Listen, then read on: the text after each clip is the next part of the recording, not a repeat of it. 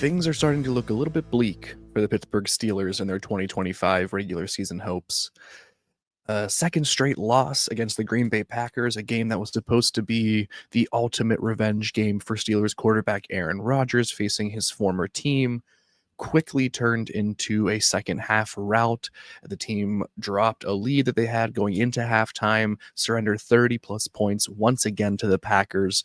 For the second straight game, they surrendered 30 plus points. They've now lost two straight, and their record has dropped to 4-3. Somehow they still remain atop the AFC North division, but things just feel like they are at an absolute free fall for the Pittsburgh Steelers. They now have a few days to prepare for their Week 9 opponent, the best team in the NFL, the Indianapolis Colts, who happen to have one of the best offenses in the NFL, one of the most efficient ones, going up against maybe the worst version of a Mike Tomlin defense in the last decade. Things are not looking great in Pittsburgh, that is for sure. But the question now is, what do they do? The trade deadline is less than a week away. They could try to bolster the lineup. They could try to go out there and acquire another piece or two. Lord knows that they need it. The offense still needs help at wide receiver. The secondary on defense is awful, and it's taken a huge hit with the injury to Deshaun Elliott. Their run game is just porous on defense. Cam Hayward has suddenly disappeared. Their defensive line gets no pushback on running plays. Their middle linebackers can't make up the difference. And apparently nobody on the defense can tackle anymore. It's a lovely time to be a Pittsburgh Steelers fan and to watch this team go into Week 9 wondering what the hell is going to happen moving forward. Now, do I think the Steelers are going to add before the deadline? Probably. I mean, the season is still about winning, right? That's, or so they say. I imagine they are going to go out and get that extra wide receiver. They are reportedly signing Marquez Valdes-Scantling to their practice squad. I anticipate him getting a shot with the 53-man roster pretty quickly based off of his rapport and chemistry and experience with Aaron Rodgers. They still need help outside of that. They need another legitimate threat opposite DK Metcalf. They have a lot of holes to fill, but really what I think the Steelers need to do is not go out and try to address any of these holes, not go out there and spend more assets, allocate more draft picks on some short-term patches. I think the retooling absolutely has to begin for the Steelers, and I think it has to start before this year's NFL trade deadline. I hope everybody's hanging in there, coming off of two straight losses here. I'm Jacob Puntori. I'm back with another episode of Puntori's Playbook. And my topic today is, should the Steelers add or should they retool, and should they start selling before this deadline? And my answer, you're probably not going to like. I believe they should be selling. Now, when I say that, do I believe that they should be tearing the entire thing down and absolutely selling off like it's a fire, a liquidation sale? No, I don't think that's really the play. It would be nice to hypothetically get rid of all of your biggest contracts of all of your players over 30, get some nice draft picks for them in return, and then all of a sudden you are in an advantageous space to begin your rebuild. I don't think that's where the Pittsburgh Steelers are or where they are going over the next couple of months, but what I do think is possible is they can identify one or two players that they're spending a bit more money than they need to on, and they can probably find trade partners before next Tuesday's deadline. There's two players in particular that I think the Steelers should really think hard about when it comes to making moves and selling off. The first one is outside linebacker Alex Highsmith. And I know I am the first to admit that I have been on the pendulum going back and forth regarding Alex Highsmith this year. Let's state the obvious. Injuries are clearly a huge part of the problem. They have limited him over the past couple of years, but the fact remains that he is one of the highest paid edge rushers in the entire NFL. And right now he is just simply not playing like one. He's played in 5 games. He has 10 solo tackles, 1.5 sacks. He hasn't recorded a sack since week 6 against the Cleveland Browns, and that was just a half of one. So you look at what he's doing across his 5 games this year, it's really not adding up, and it's also coming at the expense of less snaps for Nick Herbig, who has continued to rise and continued to show that he should be not only a starter, but someone that the Steelers depend on both now and in the long term. And again, I was very much on the pendulum. When Nick Herbig started to play well the first couple of weeks, I was one of the first ones to say maybe you can trade Alex Highsmith. And then he comes back against the Cleveland Browns and this defense looks good for a week. And then I think to myself, and I think I said on the All Steelers Talk podcast, they should keep him, and I absolutely did an episode of Puntori's Playbook where I talked about how they could use all three of these pass rushers in a specific way to get the most out of them, to maximize their potential, and to improve this defense.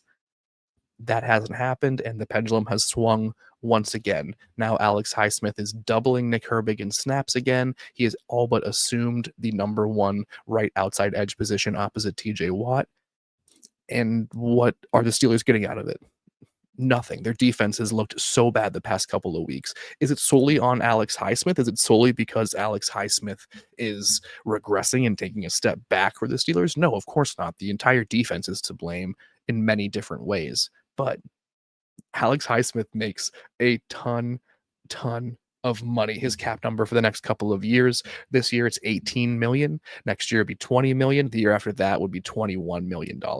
He has a prorated signing bonus of about $5.5 million that gets paid out at the beginning of each year. And then his base salary is at least 13 or 14 or 15 million over the final few years of his contract.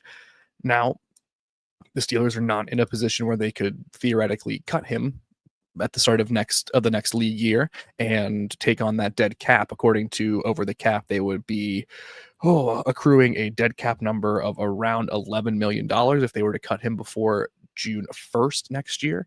So you're looking at a pretty hefty dead cap number for someone that you could probably get some value on.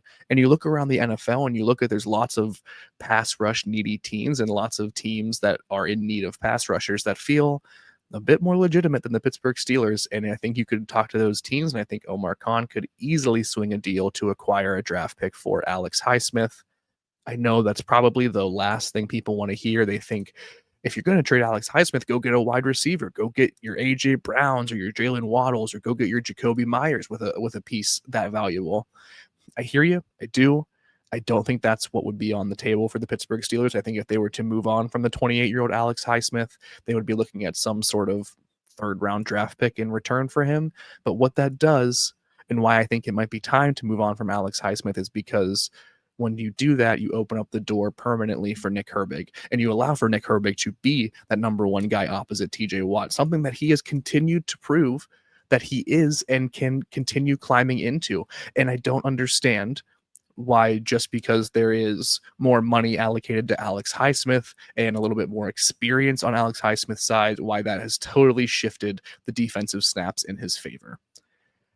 I don't know if the Steelers are actually going to trade Alex Highsmith. I would be shocked if they made a move to deal him before next week's deadline, but I am so sure, and I am so sure the pendulum will not swing back on this, that it is time to explore these options, and it is time to see if you can find a willing trade partner to take on Alex Highsmith and elevate Nick Herbig finally and fully. The other player, this is another player that I'm not sure how Yins are going to take it, but I think Pat Freiermuth is the other obvious trade candidate, and it's the same reason that Alex Highsmith is an obvious trade candidate, in my opinion. You look at what he's getting paid, you look at what is happening on the field, incongruous. They're not lining up. Pat Freiermuth, hell of a person, hell of a locker room leader, hell of a football player. But something is just not adding up aside from that breakout game against the Cincinnati Bengals. He and Aaron Rodgers have found no chemistry. He and Aaron Rodgers have not connected really on any level, and it's hard for really any receiver besides DK Metcalf to establish that further. That all being said, Pat Freiermuth is under contract for 2 additional seasons, making $12 million a year. Why are you paying your third tight end $12 million a year? I love Pat Freiermuth. Again, I think he's a hell of a player. He had 600, 700 yards last year, 5, 6, 7 touchdowns. He's a solid tight end. He is someone who can come in and improve an offense and contribute to a strong, solid offense. It's just not in the cards for the Pittsburgh Steelers. And again, you have these other options in Jonnu Smith, who is clearly a much bigger piece of this offense. You have Darnell Washington, who is clearly valued more in other ways, mostly due to his run blocking abilities. And you look at those two, and you look at what the Steelers offense lacks outside of that. It's hard to justify why Pat Freiermuth is still on this team making the money he makes. That being said, this season has been troubling for Pat Freiermuth. He has about 200 receiving yards. He has been a non-factor in a lot of the games offensively. I'm not sure if another organization in the NFL would be willing to take on his contract and view him as someone who could use a change of scenery, and if someone who gets a fresh start would then turn into more production once again, or would find that next level. I don't know if that interest or value is held around the league. I know that in Pittsburgh he is very loved and very respected, but I'm not sure what his trade value holds around the NFL. That being said, I think the Steelers have to be doing their due diligence on Pat Freiermuth. They have to be doing their due diligence on Alex Highsmith, and they have to kickstart this retool. Look, this championship window, it's closed. We could talk about this. Can Aaron Rodgers open it back up? Can the Steelers, pry themselves back into championship contention? Sure, of course, possibilities are endless and we never know. But I think we have a pretty strong understanding of where this season is going, where this team is heading, what they're going to accomplish. And I think we all are kind of done with it. So let's just be done with it. Let's start the retool. You don't have to break it all down, tear it all down, start from scratch, but let's start with a few targeted pieces. Let's move on from some players. Let's bring in a couple of draft picks, and let's really start to put the pieces of the foundation in place for that Steelers rebuild that is certainly coming. Well, I think that's going to do it for me, folks. We'll be back later with the flagship program. If you could do us a favor, please like and subscribe. We appreciate all the love, all the comments and everything, all of the picnic pack and all of AST Nation helping us out and giving us all of our love. If you want to check out everything else we do, you can find it on youtube.com/allsteelerstalk. Again, please like and subscribe. It helps us out so much as we try to get to 100,000 subscribers on YouTube. You can also get our podcast anywhere you subscribe and listen to those. And you can find all of our written work at si.com/NFL/Steelers. I'll be back later today with my boy Noah talking some more Steelers updates, and then I'll be back with another episode of Puntori's Playbook, breaking down some keys against the Indianapolis Colts later this week. But until then, be good to yourselves, be kind to each other, AST Nation, and I'll see you soon. Peace.